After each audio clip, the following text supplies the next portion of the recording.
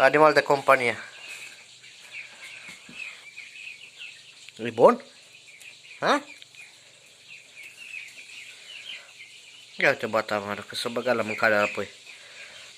Dar e prea, cum zic, măla e prea fină pentru ea. Hai, ieși afară. Hai bă că te neci, nu vezi? Se pui niște apă, că îi rămâne pe grumas.